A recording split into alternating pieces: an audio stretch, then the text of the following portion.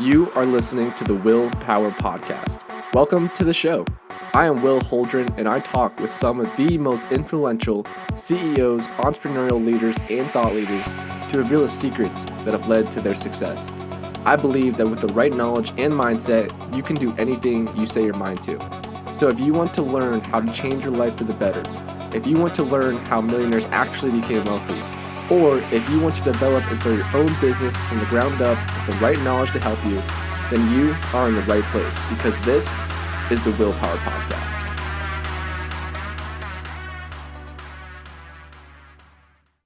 How's it going, everyone? My name is Will Holdren. I am the host of the Willpower Podcast. Today, we are talking with an entrepreneur who I actually met not too long ago at a conference called the Create Conference. And again, that's why we always tell you guys to get in the right rooms because you never know who you're going to meet. But this individual, his name is Scott Jackson, and he has an amazing come up. But before he got to where he is today, his first company, believe it or not, had over 100 employees, and he actually lost it all in 18 months. And now he came out of that. And after that, he started up Jackson Enterprises, where he actually created the world's largest neural network of license plate recognition systems. And with that company, he actually exited it and sold it to Motorola, which is an amazing accomplishment.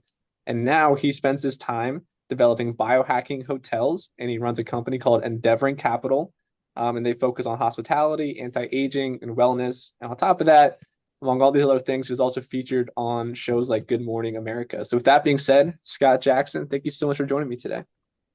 Thank you for having me, Will. I appreciate it. Yeah, my pleasure. I did a lot of research on you, and I love your background, what you come from, and kind of what you're getting involved with nowadays. So that's awesome. But starting Thank out, you. I'll ask you a question I ask all of my guests, which is one, what makes you want to take time out of your busy day to hop on podcasts like these to share your story? Well, I'll tell you one caveat. When you were giving my bio, there was a little bit of a change, and that segues into it. I actually, my company name was MVTrack, and it's mvtrac.com. And I built the largest neural network of license plate recognition cameras in the world. I was a personal inventor of 4 of the 26 patents that we had in our portfolio, and that's the company I sold to Motorola. I sold to Motorola in 2019. In 2015, when the company was sort of on a rail, it couldn't go left, it couldn't go right, it just how fast it could go forward. Yeah. I moved to Arizona and I decided to spend more of my time giving back. Interesting story. And I think I told this to you at the event, actually. Um, when I had lost everything, one of the things I had done was prayed to God and said, God, if you allow me to get through this and come back better than ever, I promise I will give back. I will promise I will do good in the world. Mm. And he didn't let me down, so I don't want to let him down. So I've been, for years trying to help other people. I actually have a website, awakening the badass within.com, and I don't charge anybody. I get a few here and there, a few people, and I just like to help people. I want to make sure that I give back and I live up to my promise. Mm. I love that. That is such a good purpose. And like you mentioned, it's a core moment talking to God, and now looking at what you've done since that moment, it's got to feel good at the end of the day. It Uh, does. Yeah, so that's awesome to hear. So walk me through kind of how you got into entrepreneurship, and then talk about that first company you were discussing. Like you said, you had 100 employees, one of your first companies, and then 18 months later, you just lost it all. So kind of walk me through how you got involved in entrepreneurship and kind of what happened with that company. Yeah, my story is definitely interesting. I was born the son of a repo man, so from a very young age, my dad was my best friend as a little boy. So wherever he went, I went. That was back in the day when you're driving down the road and you're bouncing all over the back seat because there's no seatbelt laws back then, and you're having the best time. You think it's great, and wherever my dad went, I went. So I was groomed into business from a young age to the point where at 10, I started my first business, which was a snow removal service.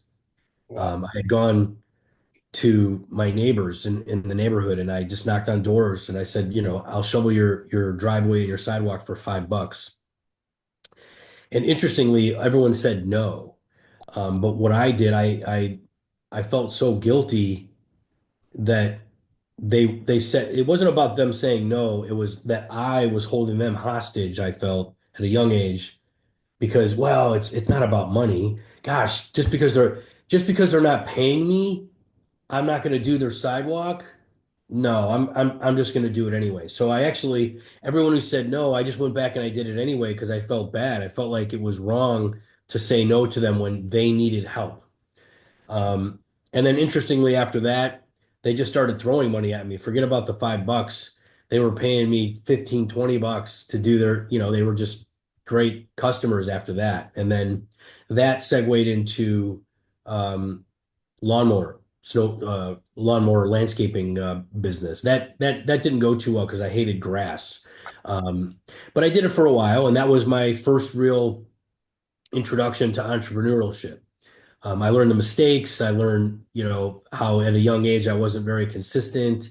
Sometimes I'd show up for the lawn, sometimes I wouldn't, that kind of thing. And I learned through that responsibility.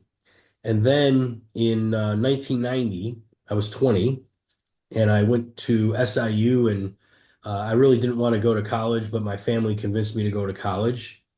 And I signed up late, so they put me in a senior dorm. Mm, So I was a freshman with all the seniors, and it turned out I was a much, much better writer than all of the seniors. So I ended up tutoring all of the seniors on writing their papers. And then the next thing I know, they were manipulating me into doing their papers. And the next thing you know, they were leaving me money. And the next thing you know, I had this business for writing papers. And I'm like, this is not the way to go. I mean, other than the pretty girls that I was helping, that was fun.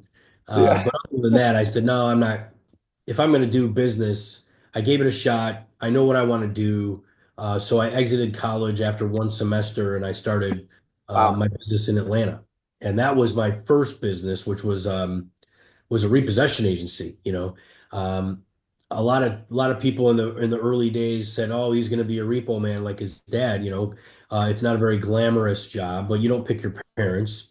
And Yeah. dad was a great guy. He had obvious issues being in the repossession world, but I knew I could use that as a stepping stone. So I built it to the largest repossession agency in the world. Wow. I started it in 1990, and there's this myth that recessions are great for repossessions. Of course, you would think so because if nobody's paying, there's more repos. But if Yeah. there's a recession, nobody's buying. So the well dries up pretty fast. So there's a big spike in repossessions in the beginning of a recession, Yeah. followed by a drought. And by the way, you can see a recession's coming when you watch the auto finance industry. If you keep your stats on auto finance and see how many people are buying and selling and et cetera, you can tell when a recession is coming. So I didn't know any better. I started my company, and I started it actually as Georgia Auto Recovery in Atlanta. Hmm. And when I realized I was in a recession, I said, well, I've got to do something for revenue. So I started offering clients to find their cars anywhere. I changed my company name so it wasn't geographically limited. And I changed it to International Intelligence Agency. And then I grew the business to the largest repossession agency in the world in terms of I was the first supply chain management company in that industry. Oh my Lord. So, a bank would hire this company would hire me.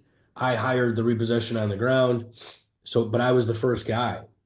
And your introduction, fast forward, 2001, I built a call center, and I was riding high, 112 employees, 15 million in revenue, and within 18 months, I went out of business basically. I mean, I kept it open and I didn't file bankruptcy, but and I paid all my debts. But let me tell you, it was a really, really tough road, and I just reinvented myself into something else. So interestingly, I had the same business for all of those years. I just had different businesses, different iterations of the same business. Gotcha. Yeah, that is. an astounding come up. And like you mentioned, I mean, you were literally 1990, you're 20 years old, and you were starting up this repo agency, and he says with the world's largest. Like that to me is just insane. And it's after dropping out of college after one semester, moving to Atlanta, and just starting this thing up. And I think for a lot of people listening, I mean, it's probably encouraging for them to hear these kind of stories where people just make these jumps. I think a lot of entrepreneurs starting out, they struggle making that big time jump, like you mentioned, where it's either dropping out of college your first semester, starting your own company, or starting a call center, right? A decade later. So, what would you say to these entrepreneurs listening to just kind of encourage them to take that jump, but also make sure that it's a calculated jump and that you're kind of going in the right direction? Well, I would say that one, always have a plan. You can do anything with a plan.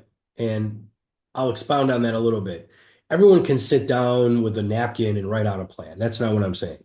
Yeah. What I do is I basically meditate on it and I think of the strategy that I want to employ. And then I keep thinking until there's a crossroad. And then I go left and I keep going until there's a crossroad and I pick an artery and I keep going. And then when I've done all my thinking in that direction, I come back to where I was and then I go to the next artery and then I go to the next artery. And then I keep doing that until there are no more possibilities. Hmm. And I do it until literally I've thought of everything that I can possibly think of to employ in my strategy that would allow me to see anything coming, any downside. And then I write it out and then I execute. The other thing is think big. If I had a nickel for every time someone told me my strategy was too big and it's impossible, I Yeah. I'd have more money than I have now. Um, that's typically what happens. People say, "Oh, you can't do that," or "That's too big," or "You'll fail," etc. So from an early age, to answer your question overall, I believed in myself so much that once I had decided to do something and I created this strategy in my mind after thinking about it and going in all directions and then putting it in paper, I knew my measure of success. I knew my calculations of risk because I had figured it all out. They didn't know that. People didn't know that. So, like when I started my license plate recognition system, there was already a camera system out. Interesting story. I negotiated with them. Well, I'll start from the beginning. So I reinvented myself after losing everything. I reinvented myself to hunting down Highline cars. So what I did is I would travel the country looking for Rolls-Royce, Ferraris, Lamborghinis, etc.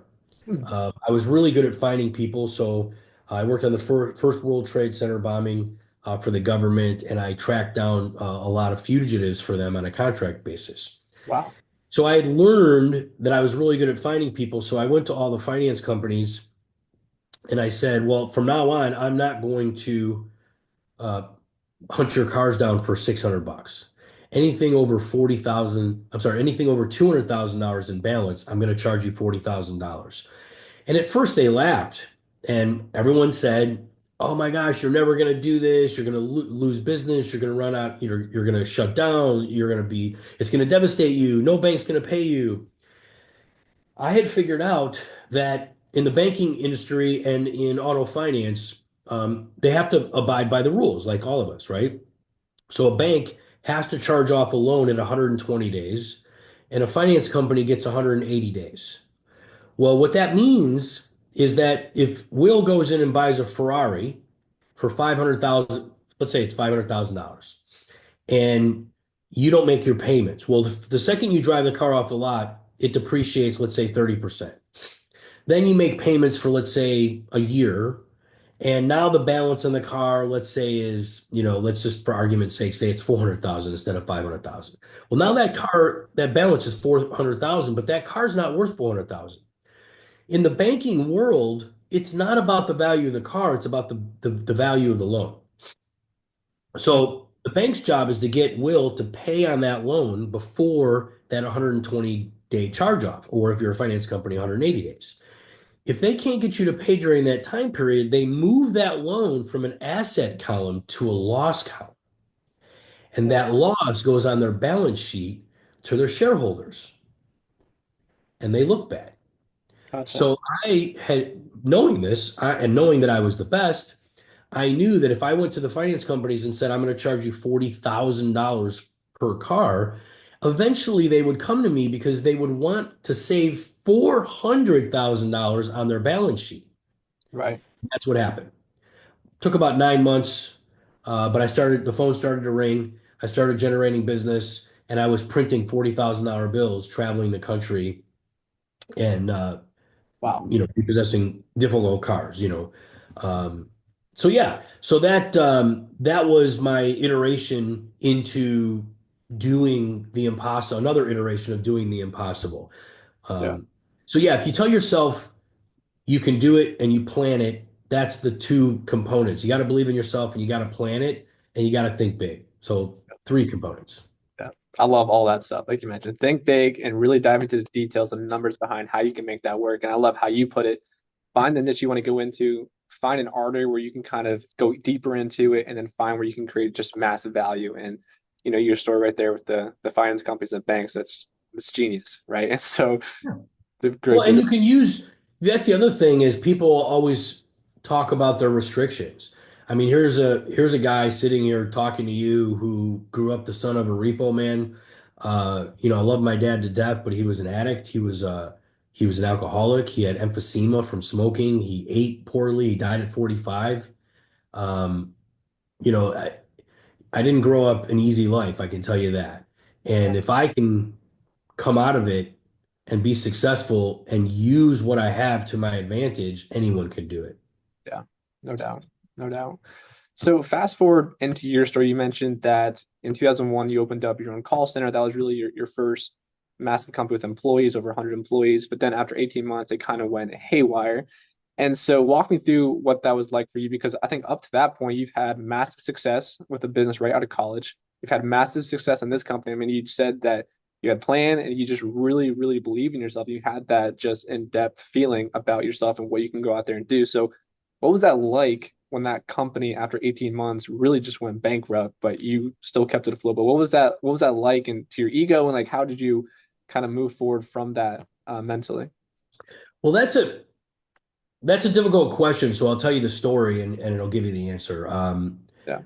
I had the existing business, but what I decided to do is I saw the recession coming, and I thought if I change my business model to do volume and do it better than anyone else, the finance companies will use me because a lot of the repossession agencies will go out of business. So instead of hiring a lot of these little repossession agencies and keep having to hire them, because in a recession, a lot of times the repossession agencies go out of business, they'll just hire me and it'll be my problem.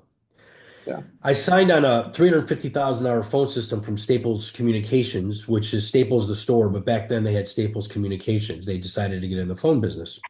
Yep. The day after I signed on my phone system, Staples they sold their hardware to one company and their voice and data to another company, and nobody was talking to each other. So they installed the actual like phone box on the wall, but the phones didn't work. Hmm. So my kiss of death was I called a recruiter and there was a finance company that was shutting down. They were owned by Aon Insurance. They were called Premier Auto Finance. And on Friday, they were going to close. And on Monday, 42 of their people were going to come and sit in my seats, and I was going to instantly have this call center. So I borrowed a couple $1 million and I built this amazing call center. It was looked brand new. It was like a bank. But I made the dumb mistake of calling the recruiter and saying, "Hey, I don't have a phone system yet. Can we pause this for 2 weeks?" I should have done nothing, let everybody show up, played cards or whatever I needed to do to keep them busy, and paid them. But what happened was it just went like wildfire through all these people, Yep. and everyone with families were like, no, they went and got jobs somewhere else. Oh, wow. So I had hired a sales guy. The sales guy was doing an amazing job. He built my sales. So I had orders back then. The repossession orders would come off the fax, and they were like that fax paper. So some of them would, fall on the ground, and we just had hundreds of repossession orders. And then I had teams of people that would enter them into the computer and then assign them to the repossession agencies throughout the country. So I didn't have a phone system. So I ended up doing the best that I could to do as much as I could because I had the volume, I just didn't have the people. And then when I got to a point where it was just not manageable, I just had to throw my hands up and say, okay, this is it. So I called around and told people that I wasn't shutting the business, but I was not going to be able to do their services for them anymore. And then 18 months later, um, I'll never forget. It's a funny story. We had repossessed a semi tractor trailer, and it was an old piece of junk, but it was sitting in the dock, and just a few of my guys and we took as much furniture as we would need in the next place. We piled it into this tractor trailer, and this tractor trailer, the semi, was rusty. So I'm driving it, and I've got a guy behind me with a rope to the clutch. And I've got a guy next to me to help me steer it because there was no power steering. And I'm literally shifting. This two of us are steering, and the other guy is pulling the clutch. And we drove to a new location, took it all out, and I think we dropped it down to about 30 workstations in the hope that I could rebuild at this new place. Oh my gosh. It didn't happen. So one day I woke up and my power was off, my alarm clock was off. So I went outside and I figured, well, I'm going to just turn the power on. How hard can it be to turn your power back on? Everyone's seen those glass domes, your meter. I took Yeah. that off, and there were two little metal prongs sticking out, but they were covered in plastic. So whoever the electric company guy was, he came, he took it off, he put these plastic things to keep it from making a connection. I took them off. And then when I went to put it back on, instead of pushing it straight, I figured I would use leverage, and I pushed it in on one side, figuring I would push it on the other side. But what I did, that metal ring at the bottom of the glass dome grounded, blew up in my face. Oh my word. So now I'm on the ground. I'm blind. My house is in foreclosure. I lost my business basically, and I'm crying because I legitimately think that I just blinded myself. Um, it was bright. Like I blinded myself. Like imagine sticking your face in the sun. That's how bright it was. So I think what happened, I burned my eyes, and then Yeah. maybe about 15 minutes later, I started being able to make things out again. I put the meter back together. I went inside, and I'll never forget. I sat there in my living room, and I put my elbows on my knees, and I was crying, and I kept saying, "How in the world did you get here?" I kept saying that to myself, Yeah. and then I realized I sounded like a wussy. I sounded like a wounded animal. And I started thinking, wait a minute, have I been doing that? And I thought back, and from the moment that I realized that I didn't have a phone system, instead of shutting the doors and keeping the receivables, because I think I had probably $500,000 in receivables, I would have had $500,000 to start a new business. Instead of doing that, I cared more for my people than I did for myself. So I became a recruiter trying to get my people jobs. And I kept paying them even though there was no reason to pay them. So Wow. by the time I got to this position, I had run out of my receivables because I kept the doors open for that 18 months when I really shouldn't have done that. And Hmm. I'm sitting there realizing this, and I thought, and I kept saying to myself, I kept saying to myself during that 18 months, I kept saying, it could happen to anyone. This could happen to anyone, Scott. It's not your fault. It's not your fault. And I realized I didn't allow myself to get angry with myself and hold myself accountable. Hmm. So I went to the grocery store and I got two carts, and I never forget it. I walked down the aisle of the grocery store and I just started going like this, and I threw Chef Boyardee and lima beans and corn and anything I can that I would eat into the grocery carts, and I had two full groceries. I went to the cash register. I didn't know how much money I was going to have over the duration, and I knew I can live on canned goods. But my number one goal was I told myself, I made a promise to myself and I made a promise to God. And I said, you're not going to stop eating this until you reinvent yourself, Hmm. until you stop being a victim, until you do the impossible, whatever that may be. And then, of course, I told you about my promise to God. So I went home and I lined my cabinets with all these canned goods. And I realized that I was using my gifts at finding people for volume, now as a single man operation, all I needed to do was figure out how many cars I could find in a month, and then how much money I wanted to make. And I wanted to make 1 million a month. That was my goal. How do I make 1 million a month? So I started the math based on how many cars I thought I could find in a month at 40,000 and then tiers below that. So I had a $40,000 tier, a 20, 10, 4750, 3750, 1750. So that was my tiered pricing based on the value of the car.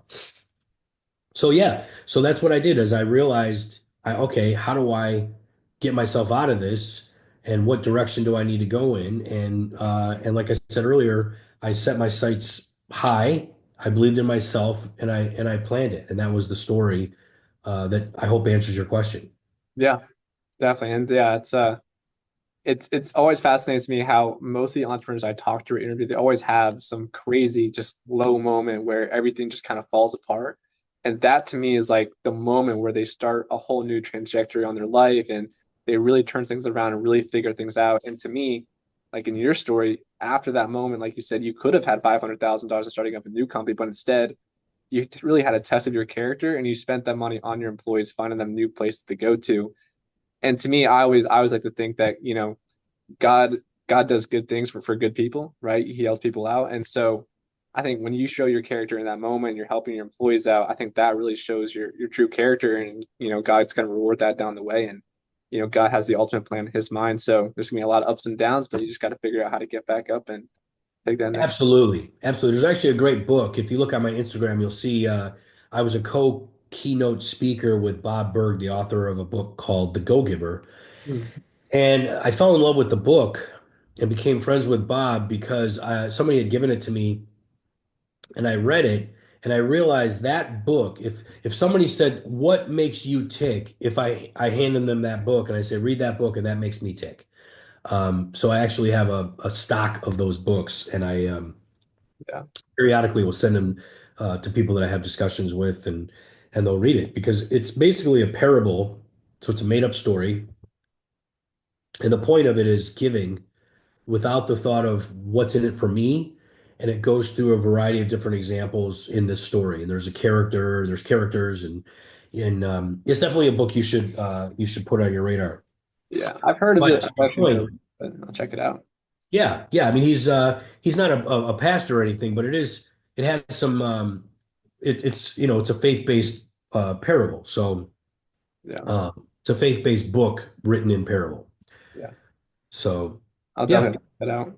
But another thing I love about your story is that it's a testament of even when things are hit rock bottom, you can still make it out of that. And I think a lot of entrepreneurs, when they start a company, that when they're out there maybe raising funds or something, they're scared to death thinking of, okay, what happens if this fails? And at the end of the day, it's a reality. It could fail, right? But you still have that power within you to make that next step and kind of build yourself back up, even if it does fail. So you just got to have that faith. that's interesting. So having done it a few times, you realize money is just a thought. And that's a saying that I have. I have many sayings, but that's one of them. Money is a thought.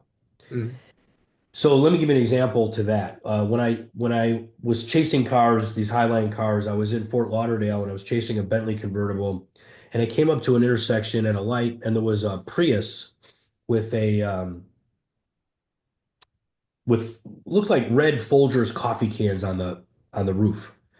And I pull up next to the guy, and I'm, just a curious person, and I roll my window down. He rolls his window down, and I said, "What is that?" And he says, "Oh, it's license plate recognition." I'm like, "Oh my gosh, can you show that to me?" And he pulls over, and we go for a ride. And every time the system grabbed a license plate, it was click, click, click, click, click, click, click, click, and then you could see it on the screen. It was grabbing the license plates, and I thought, man, if I had enough of these cameras out there, I didn't have to run and hide and run and chase people down that were hiding. I could know where they are. I don't Right. have to, spend weeks. My longest trip on the road was 19 weeks. It was miserable. I mean, imagine Oh my being on the road gosh. 19 weeks straight. Gee. So, yeah, so then flash forward a year and a half after that, this other company had launched first, but their model was different. I negotiated with them. And then I got to a point where I realized at the time they were $24,000 a vehicle. So for every camera system that I put on a vehicle is 24 grand. Well, do the math. If you want to put out 1,000 of these things, that's a lot of money, and I didn't have that, right? Yeah. So I'm sitting there thinking, and I have this other saying, don't tell yourself I can't afford it. Ask yourself, how can I afford it? So what I did, I had saved up $6 million, and I needed far more than that. So I decided to go to the bank and borrow $6 million more. So I had 12 million. Wow. And then I launched my camera system. I bought two patents, and then I filed a lawsuit against the other competitor for violating my patents. But also what they were doing, every client I tried to get, they had already signed an NDA with that competitor. Hmm. And in the NDA, they built a non-compete. So every time I would try to get business with someone, they'd say, I'm sorry, I can't talk to you. Oh, wow. So that's a violation of what's called the Antitrust Act. It's called the Sherman Act. So I filed the lawsuit in Texas for Sherman Act, and I filed patent litigation in federal court in Chicago, and I had them in two federal courts. So what I did is I thought, okay, if I want to have market penetration against a company that's been out and in doing business for a year and a half and has clear momentum, and oh, by the way, Scott, what are you crazy? You'll never beat them. You'll never beat them. You're wasting your money. What are you doing? You'll never win. You're a repo guy. You're not a tech CEO. You don't know anything about tech. Yeah. So yeah, so I invested in those lawsuits, and 24 months into the lawsuits, it settled, and I basically got my money back for the lawyer's fees. And then they filed a lawsuit against me for three patents I couldn't infringe on if I wanted to. And I'll collapse the story. It ended up settling. I was the defendant, and I ended up settling that case where they paid me $11 million, 100,000 in funding every month, and a rev split of all my God. data. Wow. That that catapulted me. And the point of that is if I believed in myself, I planned my strategy well, and I executed. And I guess a fourth component is I had really, really big, big, courageous balls. Yeah. I Yeah. risked everything for my plan. Yeah. And if you believe in yourself, um, and money is just a thought. So in other words, if I lose, I just have to think of something else and I'll do it. But people generally get emotionally attached to money. They get Yeah. so emotional and emotionally attached to the things that their money uh, has done for them. I have nice cars, I have nice houses. I almost miss being hungry again, as hungry as I was then. Hmm. It was fun. Interesting. Interesting. But yeah, I love that thought you just had. Money is a thought. I think that's so good for people listening to, and like that can't ultimately be the driver force. You know what I mean? You got to have something else, passion behind you that can help make things happen. Um, Yeah, for that's so sure. You gotta have passion for the journey. It's yeah, not the result, it's the journey. yeah. It's amazing just hearing the jump that you took, like you mentioned, and just making that leap and taking that big risk, and ultimately it paid off for you, and that's what catapulted your company forward, which is just so cool to see that pay off for you.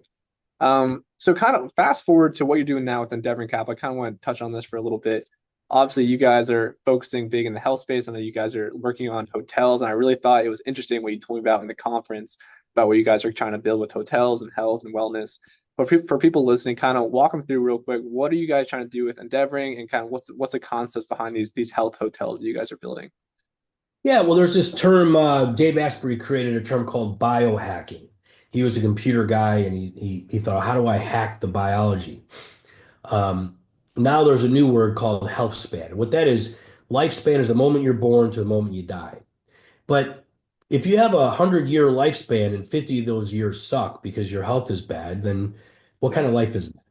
So health span is the moment you're born to the last moment of good health. And the goal is how do I create a larger health span? Mm, We have the technology today to live over 150 years old.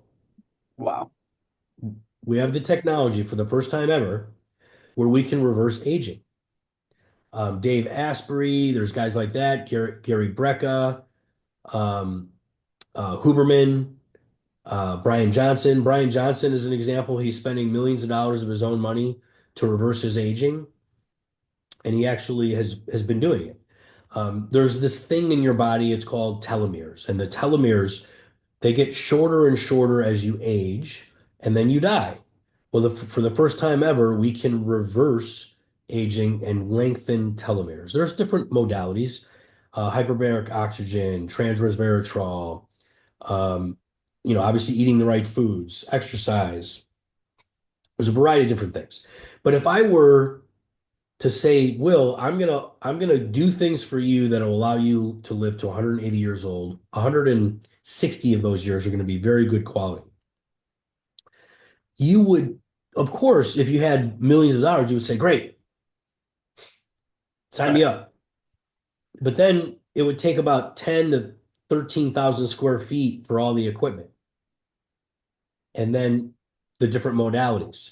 So nobody wants to do that. Nobody wants to live in a house that's basically a clinic. But what if I built mid-rise buildings all over the country that are hotels and condos. So you can go and stay there and you can buy condos there. And all you have to do is go downstairs to the clinic, do your thing, and then go upstairs. Oh, you want breakfast? Go downstairs to the restaurant. Oh, you want to enjoy yourself? Go upstairs to the members club. Go upstairs to the rooftop. So my goal is to build a minimum of 20 nationwide where people can go and add years to their life, reverse aging, and also have a little bit of fun. It's going to be balanced. It's not going to be only about, juicing and, whatever. It'll have world-class restaurants with fine dining and alcohol and etc. But if you want to indulge in alcohol, I don't drink. I stopped drinking because I figured, if I'm going to build health span hotels, I might as well walk the walk. Right. But if you want to drink, drink, and then you can go downstairs and have a glutathione drip and help detox your body. Yeah. So that spawned after I sold my company to Motorola. I really wanted to figure out how I can use my talents that I had already deployed to grow MVTrack in a new way. And hotels there's some membership and there's a hodgepodge of different business models. But one of my claims to fame with MVTrack is I created a recurring revenue, so a subscription model where every month my vendors would pay me. So they were my vendors and my clients. So I would pay them to repossess cars. They would pay me for my camera system. And that was in perpetuity. They paid me every month. And Mhm. by doing that, when you put your business on a recurring revenue model, you increase your multiple. So I Yeah. took a service business that might have on a good day done 2 to 5x, and I ended up selling for almost 15x. Um, Nobody's done it in the hotel space. So I thought, well, how do I create this in the hotel space?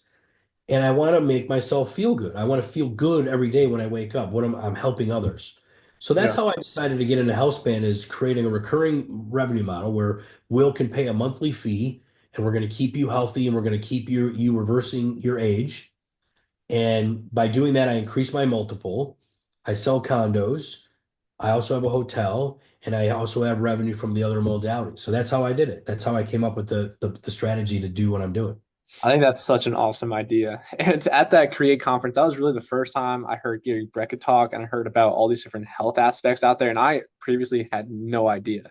And like I work out all the time. I feel like I'm relatively healthy, but now you see everything else you could be doing and what's possible because with technology, it was just really eye-opening for me. I joined Gary Brecka's community after just so I can just learn, see what's out there. Because like you said, I don't think people realize what they can really be doing to, maximize their lifespan. Like you said, it's not really about lifespan, it's about health span. Like how long can you enjoy life and be healthy? So I think that is such a cool model that you're coming up with. You know, Absolutely, and the wind is in our sail. There's a lot of people that are quitting drinking, so the alcohol beverage market is not looking good over the long haul. If it were one stock, I would divest myself of alcohol because I think over the next 5 years, it's going to be harder and harder to make money in the alcohol business. Hmm. People are getting more and more healthy. I agree. RFK is going to get in there and he's going to change things around to make America healthy again, you know? And I think the win is in our sail. If we can deploy these fast enough, it's a really great time for me and my team, but it's also a really great time for America.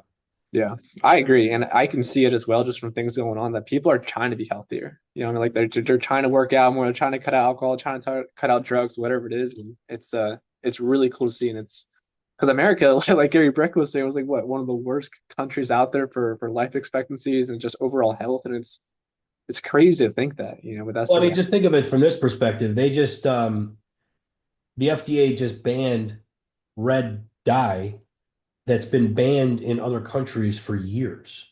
It's been clinically proven uh, to degrade your health for many years, and it just now was banned. You know, why did FDA pick now to ban it? I think whoever was in charge, and this is just a conspiracy theory, I have no basis for this, but whoever was in charge said, "Oh man, RFK is going to get in here. I'm gonna go ahead and ban this now, so he knows I'm on the same page, and he can fire me when I come in." Right. Um, we'll see. I don't know. We'll do some rabbit hole digging at some point and see if that's true and see who initiated that. But either way, the direction, the trajectory of our health system is in a good place. Yeah, I agree. And like you mentioned, I think this administration's already made so many changes. And I think it'll be crazy to see what really comes out over the next couple of years and what they kind of expose and you know everything that's been going on. So I'm like kind of looking forward to that. But It is. I have a couple Democrat friends, and yeah, I don't hold it against them, and they can't believe it. They're like, we never thought he would do so much in so little time, yeah, and they're fans. They're yeah, fans. They're like, how can you possibly think what he's been doing so far is bad for America? It's right.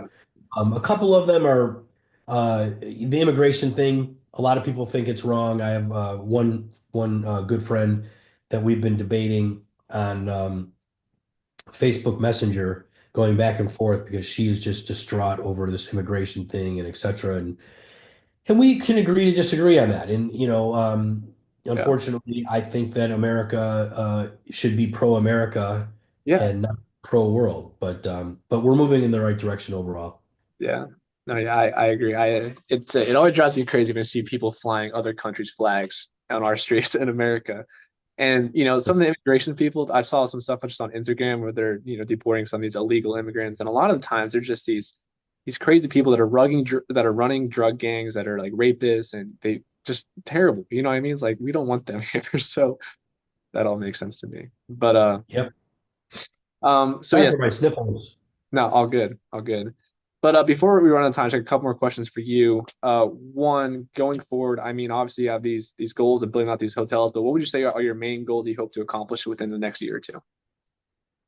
The next year or two. Well, in real estate, everything is slow.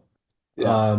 I'm launching a product site where we'll be selling saunas, cold plunges, far infrared lights. We're also going to then add telemedicine to it, and the site is going to be called Affetto, Affetto, which is affection in Italian, but it translates a little bit differently. So you can have an affetto for this, an affetto for health, an affetto for that. Like it's more like affetto is affection, but it can translate into passion for. Yeah. Um, so we're launching the affetto website. Our goal, our strategy is to create brand recognition, brand awareness, and sell some products and create some revenue, learn and create an infrastructure that we can then take while we're building the actual brick and mortar hotels. Awesome. I think over the next couple of years, the goal is um, probably get to a $5 million gross revenue in 2 years. I think that's doable. and make sure every person in America knows our name. That's amazing. That's awesome. And my last question, with that being said, is there anything else you would like to say? And if people want to reach out to you or find out more information about you or companies, where can they go ahead and do that at? Well, yeah, I mean, if I mean, this certainly isn't a an SEC plug of investors, but anyone can go to our website, endeavoring.co, not .com, endeavoring.co, and if you want a prospectus on everything that's going on, you can inquire and become an investor if you're an accredited investor. Um, Otherwise, if you want um, personal help in any way, I'm always willing to help people as long as it's not too onerous on me. You can hit me on LinkedIn or, as I said earlier, awakeningthebadasswithin.com is a website that I pulled up for young entrepreneurs or people to want to level up their game. And yeah, reach out to me in any of those formats. I'm also on Instagram, official Scott A. Jackson. Any of those formats, just reach out and always happy to help, especially young entrepreneurs. Awesome. All right, guys, there you have it. Go check out his stuff. Scott Jackson, thank you so much for joining me today. Thank you, Will.